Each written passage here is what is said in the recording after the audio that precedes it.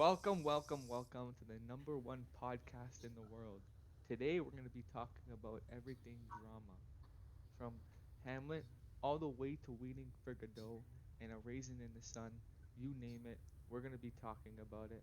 So sit down, grab some popcorn, and enjoy the show. Adrian, let's start off with you. Revenge is a bittersweet thing, isn't it? Yes, I would definitely agree that revenge is a very sweet thing. If you look at Hamlet, after his dad died, all he wanted to do was avenge him, and he went so far that he even lost his own sanity. But if you think about it, was it really worth it? At the end of the story, so many people died, and even Hamlet died. So, what was the point of going out of this way to avenge someone who died when you're just going to create more death? It's like, how is that a solution to the problem? Right, and especially because, throughout his journey, not only did he make decisions that eventually led to his death.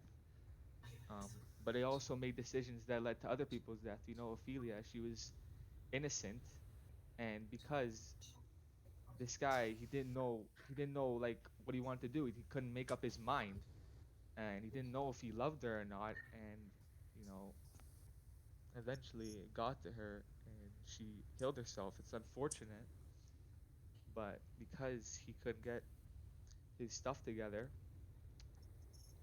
she died. So back to what Adrian was saying about the decisions he made. I feel like his crippling inability to make a decision costed him and everyone else's life. To avenge his father, he had to kill King Claudius.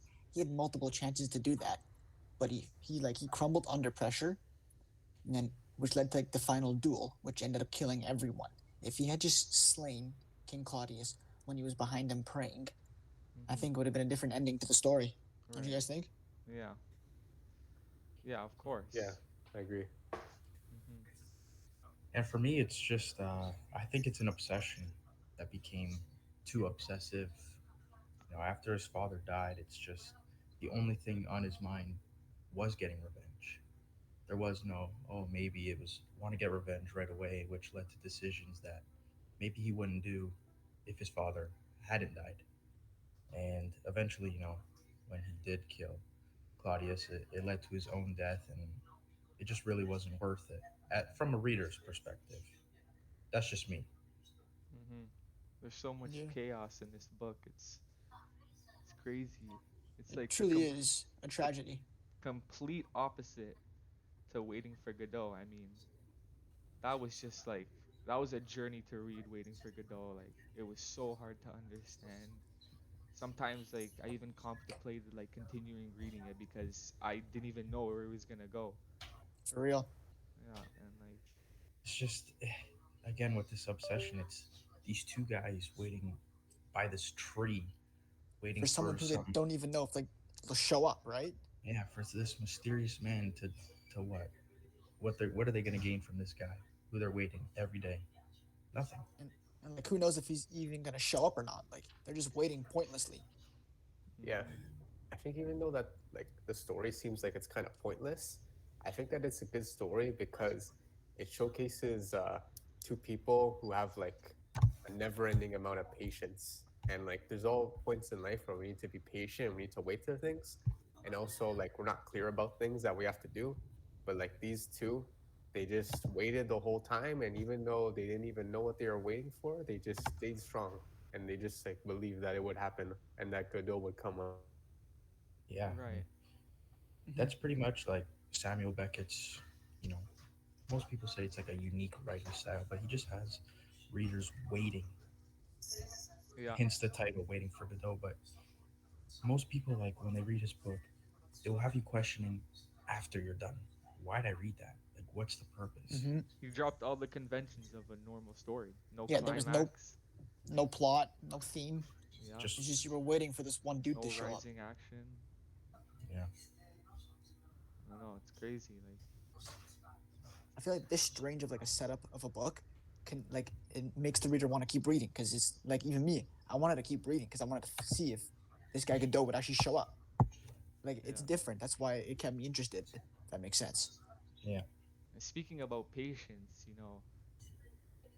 moving along to A Raisin in the Sun. um, what's it called? Walter Lee, you Yeah. know, Mm-hmm. He stood up for his family, yeah, and he the insurance check comes in, and all he can think about is, using the money to open up the liquor store. And I don't know. I think it was like it wasn't a process that should have been rushed. He should have talked about it with his family. You I Yeah. know. think that his family members kind of thought that he was being selfish because all he thought about was his liquor store and like his plans. And But becoming like well known and just rich. Right. He just yeah, wanted to provide Mm-hmm. for his son. Yeah. exactly. He was doing it for his family. He wasn't doing it for himself. He wasn't being selfish. Yeah, Right. but that's also a big risk he's taking because what if it didn't work out? That money would have been gone to waste, and he would have had a lot of alcohol left over to do nothing and no money. You know? Yeah. Yeah, well, I guess sometimes in life, if you want to succeed and like do well, then like you need to take risks, Yeah, like for greater sure, rewards. Okay. for sure. So And I boys. think Okay. I'm out. You can go. Go. like the central argument of the play was Walter and like his battle against the social environment. It was it Yeah, was it's kind of like a battle with his own dignity. You know, he wanted to make the right decisions. He didn't at first, and then he kind of saved himself by not taking, not moving into the new house with Mr. Littner, which I think saved himself a little bit. hmm Hmm.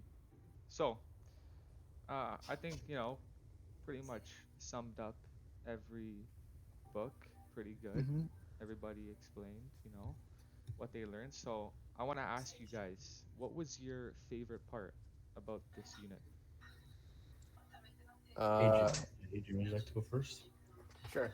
For me, it was probably reading Waiting for Godot Mm, because, uh, like Adamo said, the book was so like interesting and like unorthodox that like it kind of some people like it probably made them like hate reading the book, but for me like it made me want to read it more and I was more interested in it because it was so strange but like it was also so interesting at the same time, you know.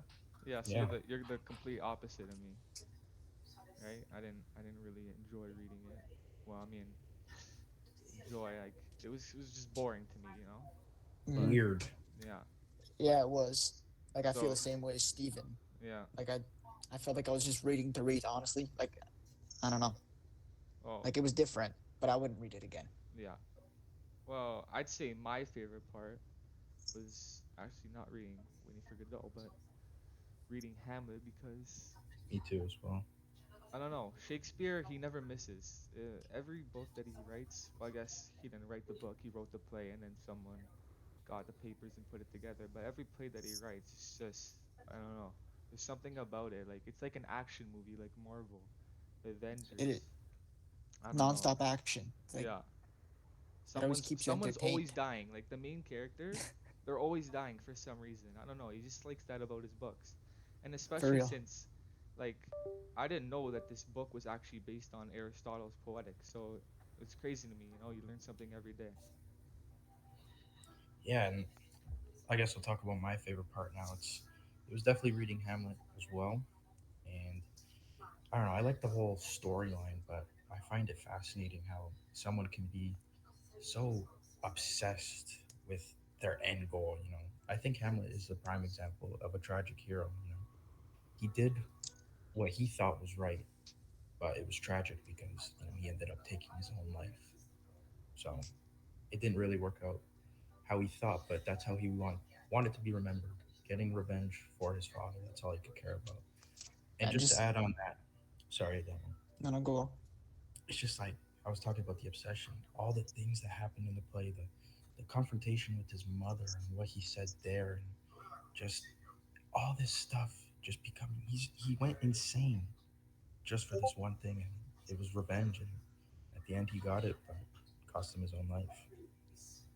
So I would say my favorite part in this unit would be reading Hamlet as well. And just like Steven said, it's always action packed, and it's like Aristotle. Like he is the modern or the true hero or the tragic hero. Sorry, he well known by everyone. He's the prince of Denmark, and his tragic flaw is that he can't make a decision, which ends up killing him. But yeah, just like how Mauro was saying, how like he talks so badly to his mother, And yeah, it was just always interesting.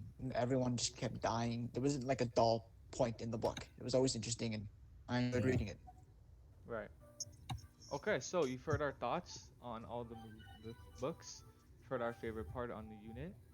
I think that's going to be it for us today. Make sure you check out our other catalogs of podcasts on media, short stories, and the novel unit. And thank you for listening. Take care. See you guys. See ya. See ya.